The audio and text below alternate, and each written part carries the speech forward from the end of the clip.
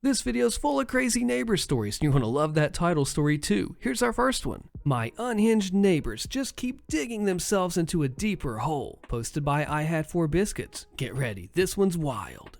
So, I've been in my current home for about a year and a half now. It's a duplex in a series of duplexes. The problem neighbors have a yard that is adjacent to ours. It's uphill and basically looks into our yard. The front door also looks right into their backyard.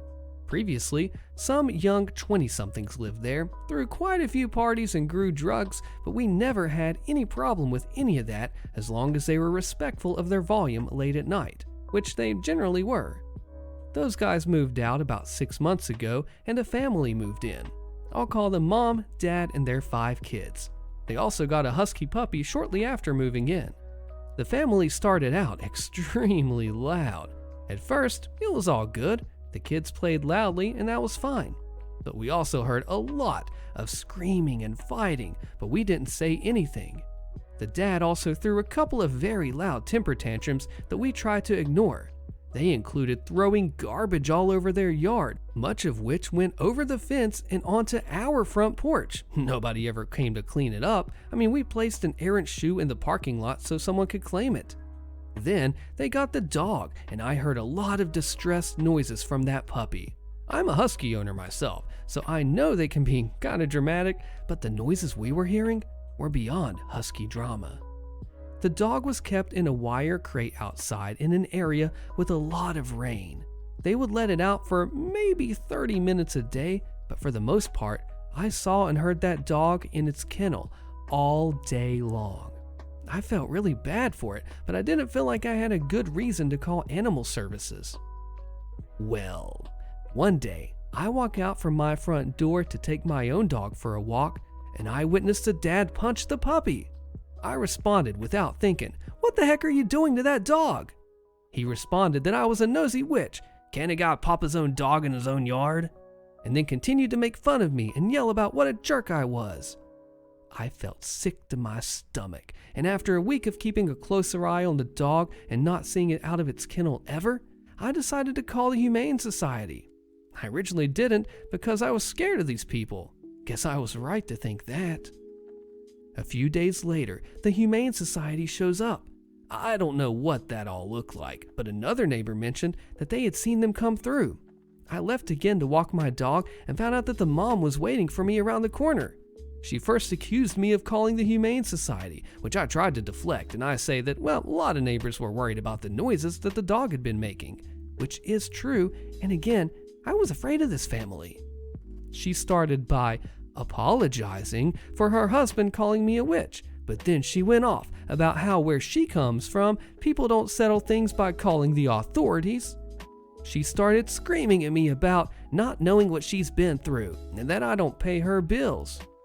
This whole time, I'm telling her over and over, I don't care what she or her family does. I just couldn't sit back and watch the dog get abused. She says, I didn't hit the freaking dog. Dad had just walked up, so I pointed at him and I said, well, this jerk did. She then stood up and got in my face. She's a good foot taller and 100 pounds heavier than me and started screaming at me. I backed away and I said to leave me alone. Her husband says, looks like she's afraid for her life. Come on, let's go home. So I'm freaking out at this point, okay? This terrifying person just made moves to beat me up. I'm absolutely freaking out, but some of the other neighbors came out to help. My partner and I weigh calling the cops, concerned about the implications of that since this is a family of color, there are 5 kids, and so on. But ultimately, I figured that having a record of the incident, well, was a good idea. The cops come out, we file a report, talk to both parties, but basically say that unless we want to file a restraining order, there's nothing to do. So I find out who their property manager is, and I let them know what happened, to which they respond that they aren't allowed to have a dog, so they will start there. Not the point, but whatever. The next couple of days, we hear a lot of violent threats. Mom just sits in her backyard screaming things like, I want to see her bleed from her eyes, and that white supremacist will get what's coming. I am freaking out, but I avoid them. A few days later, Dad comes up banging on our door. My partner answers, and Dad said, Our kid said that you've been looking over the fence and spying on us. My partner responds that, no, we absolutely have no interest in that. However, we are in extremely close quarters and we do see into their yard. But hey, thanks for coming by to talk about this.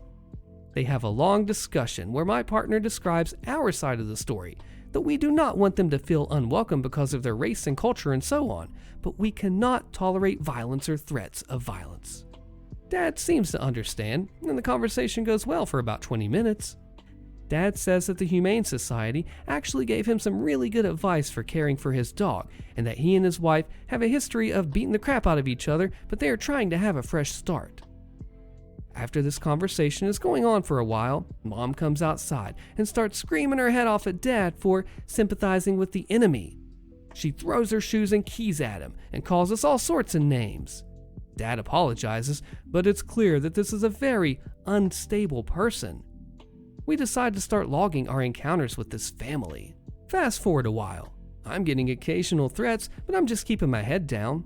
I'm staying out of my yard, and I look at my feet when I go in and out my front door, and I carry pepper spray everywhere. We keep hearing fights, animal abuse, general violence, but we are fully afraid of these people and stay out of it. I see them getting in screaming fights with other neighbors as well. A few weeks ago, Mom is absolutely on one again. She's screaming about that white witch that called the cops and calling me all sorts of things, saying, "Oh, you'll see what happens, you'll get what you deserve." I work from home and absolutely cannot get my work done because she is just screaming about me, and I assumed someone else that I had to guess talked to her kids while she wasn't home. I eventually just can't take it anymore, and I say something like, "I am so tired. I'm just trying to do my job and all I hear is threats. I'm exhausted. Are you exhausted?" She responds by screaming over me, calling me every name in the book and saying, "How dare you talk to me over the fence," and all of that. I loudly play a stupid song about not being a bully and hide inside with the doors locked. This was obviously a bad idea. I cracked, and it was dumb. The next morning at 10 a.m., Mom plays a song with "FUB" as a repeated lyric. She screams as loud as she can along with the lyric and has her children, who are like 6 to 10 years old, scream it with her. Multiple other neighbors text me checking in and note that they are contacting their property management again. They suddenly have a pit bull along with the husky. The pit bull barks every time we are in our yard, going in and out of the house and so on. She happily declares, "Good boy, that's why I brought you here. Bark at the enemy." My partner goes up to the fence and tries to get the dog to smell him, so maybe it can get used to us, but she tells us to stay away from my dog. Alright, now, we're last Thursday at this point.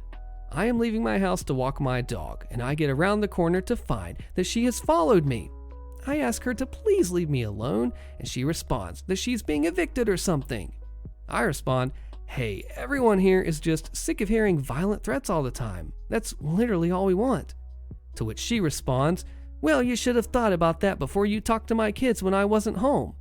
Well, I told her I didn't do that, which I didn't. I've never said anything to these kids other than hello back to them. She says they specifically pointed me out to them, and I sent my partner to screw with their dog. I told her that we were just trying to get the dog to stop barking at us. I never talked to her kids, and again, all I want is a non-violent existence. And she punches me hard in the eye with her ring hand. She splits my eyebrow open. Remember, this woman is 100 pounds heavier and a foot taller than me, and obviously has a history of violence and fighting, and well, I don't. There's blood everywhere, and about 10 neighbors rush out saying that they saw and heard everything and start tending to me. They put pressure on the wound, call the cops, and bring me water. Meanwhile, Mom stands there for a while, making fun of me for crying, and then leaves. Neighbors mention that they have also called the Humane Society and property management on these people, and I'm just the one that got blamed and beat up for it. Cops don't come for a while, so I go to the hospital. I have to get 13 stitches on my eyebrow and top of my head, 2 CT scans for brain injuries and face injuries, and my eye is swollen shut.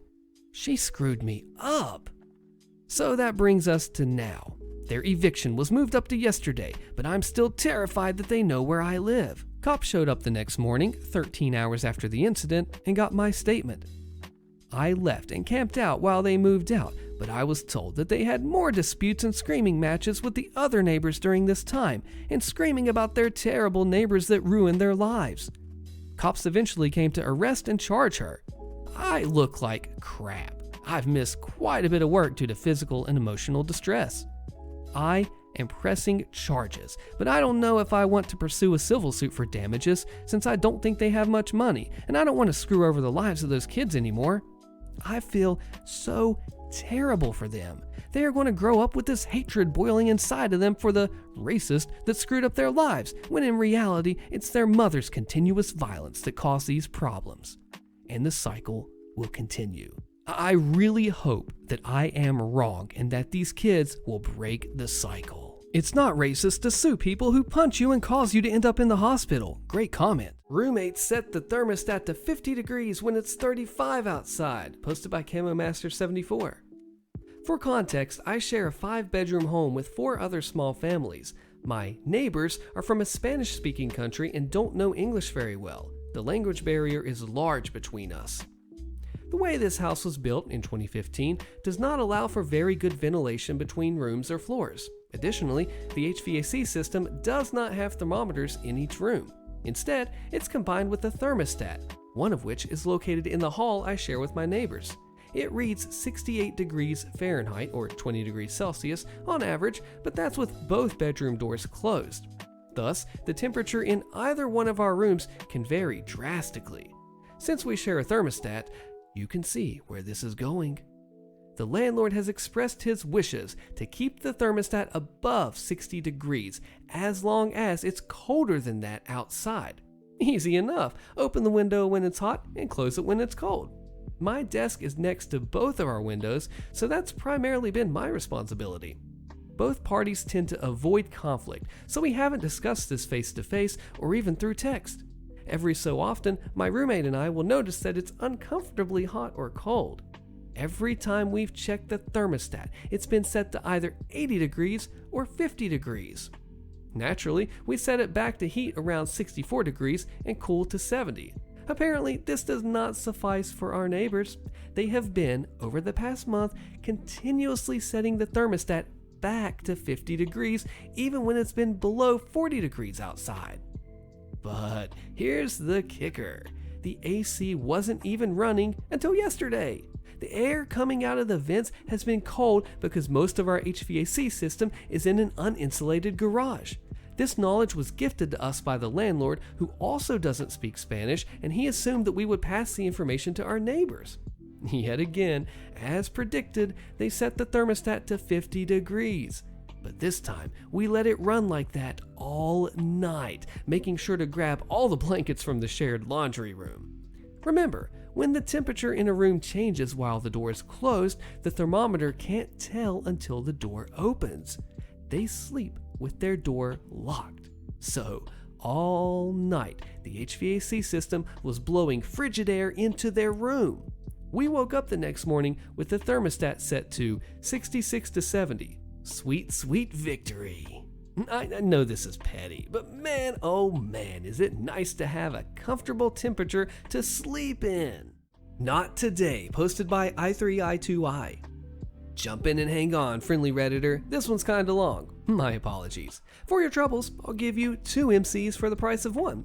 My now ex-boss was hired after me and relied heavily on me to run the department, which I did.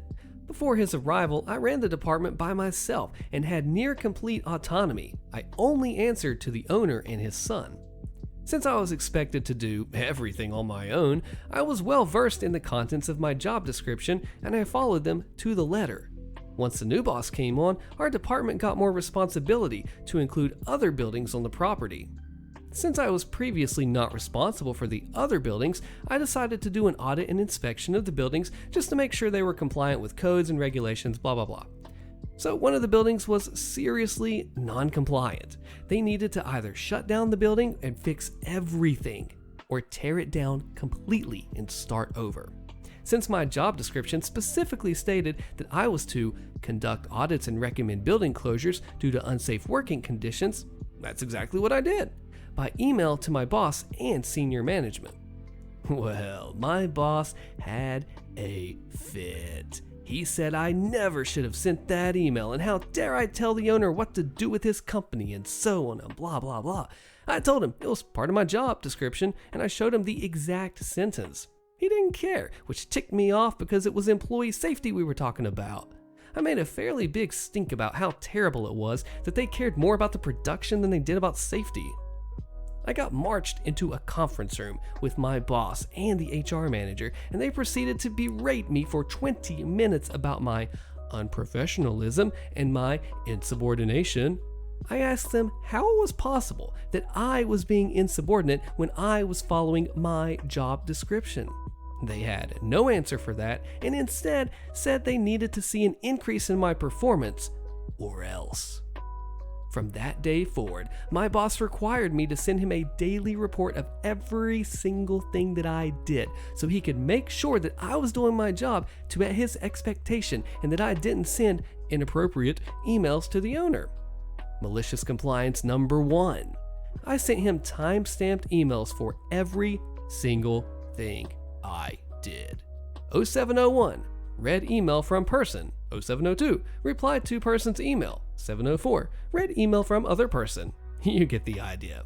The first day, I sent him 119 emails of things I did, including my use of the bathroom. Now, on to the next. Remember when I said I knew my job description? One of the bullet points stated that I was expected to liaise with outside agencies to conduct inspections of the facilities to ensure compliance with local, state, and federal regulations. One such outside agency was the local fire inspector, who we knew was coming on a Friday.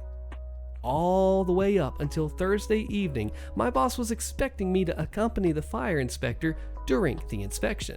He even reassigned things on my calendar to make sure I was free on Friday morning. Friday morning arrived, and I was getting ready for the fire inspector. My boss came into the office and said, "I need you to hang out in the office today. Other person is going to do the walk with the fire inspector." It caught me by surprise, I'll admit it. I told him that it was specifically part of my job description to do the inspection, and I reminded him that he had recently told me to increase my performance. He said, "You're not doing it."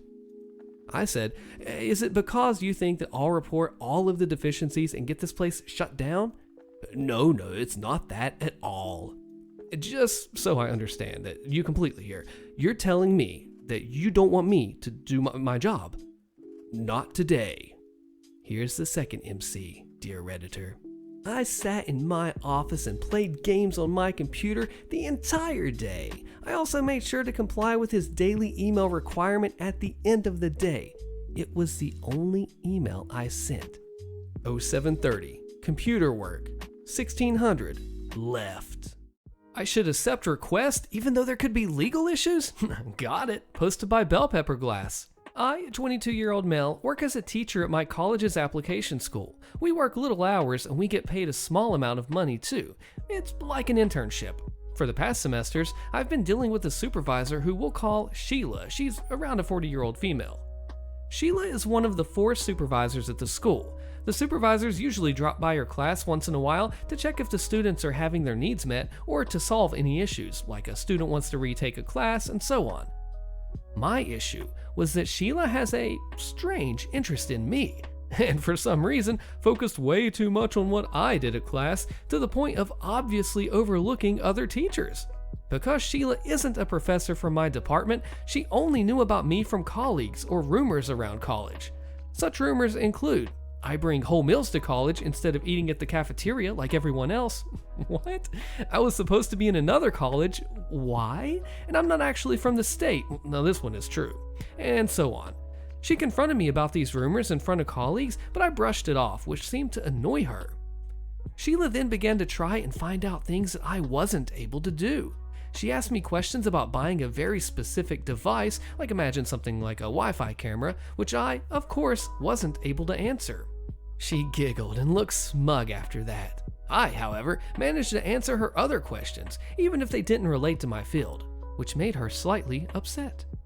In one of those semesters, an older student that's a lawyer, we'll call Amanda, female around 60, started to request some things from me that I wasn't able to nor had permission to give. Such things include a free, school-approved good digital dictionary, extremely detailed and personalized exam and exercise corrections, detailing of my methodology, explanations of the goals of every lesson, and audio transcripts of exam materials. Due to Amanda's lawyer occupation, she worded those requests to me in a very formal way. Our school is careful with lawyer students due to some legal issues that happened in the past, something like a student trying to fire a teacher because they got caught cheating. Because I wasn't able to fulfill her request due to lack of permission, and I'm not interested in going to court, I asked her to forward her requests to my superiors. And guess who answered them? Sheila. Sheila didn't even bat an eye to Amanda's request and started forwarding them to me, saying that I should comply. Because Amanda got what she wanted, she began sending more and more requests, to the point that Sheila just told me to accept all forwarded requests and just be fast about it. So I did it. I sent materials, transcripts, and the like, all in the name of the school. Amanda was very happy, and Sheila was loving the extra work that I was doing. She thought she was being smart and had the upper hand. Well, not until Sheila tried to embarrass me in front of my class. She said that despite my excellent work, I'm standoffish, and that's funny. My students tried to correct her statement, but she just ignored them by saying, "Really?" and swiftly left. She tried to pull this again at an online class, and another group of students shut her down again. I emailed her shortly after that, saying that I would prefer her observations about my work to be done in a private setting rather than in front of the whole class. Sheila replied immediately, denying everything, and said that I was imagining stuff. She even tried to manipulate me by saying that she was the most vocal supervisor in my favor and was ceaselessly requesting a promotion for me, which I never got. In the end, she assured me that no further comments would be made. That's what I foolishly thought. During a meeting, my boss addressed to all of us a concern from an unnamed supervisor that said us teachers were getting embarrassed by her presence. My boss said that such behavior was unacceptable and they are there to help. At that moment, I saw red. I couldn't believe Sheila had twisted my words and told my boss about the email exchange, portraying me as the bad guy. At one point in the meeting, I asked the other supervisors if we teachers were supposed to do everything I was asked to do for Amanda. They all replied a firm no to, and even gasped when I mentioned transcripts. Basically, our school doesn't have the authority to provide transcripts, and students could legally contest test results if a mistake was present in the transcription. I then requested a meeting with my boss and another supervisor about this. In the meeting, I pointed out that they said that we weren't supposed to be doing those tasks, but I was being ordered to do them anyway. My supervisor quickly opened the email and discovered that Sheila was sniping emails from me and my students and exclusively replied to all of them using her personal phone before others could do or see anything. We also discovered that she was archiving some of the requests so they wouldn't be found easily. I helped them dig everything up, and my boss and the other supervisor said it was inappropriate of the supervisor to do that, and they would talk to her about this. I left the meeting feeling relieved and hoped something would be done. After a few weeks, I saw the supervisor in person, but she just said, "Excuse me," and quickly left to another room. I kid you not. This woman treats me like I am the plague now. She avoids me, doesn't address me directly anymore, and best of all, was apparently assigned to another role that doesn't involve supervision of teachers. Even though she hasn't been greatly punished, I bet she'll think twice before making her comments again. Karen thinks she owns my property. I make her regret messing with me. Click the video on your screen. You don't want to miss a fallout of this one, and I'll see you there.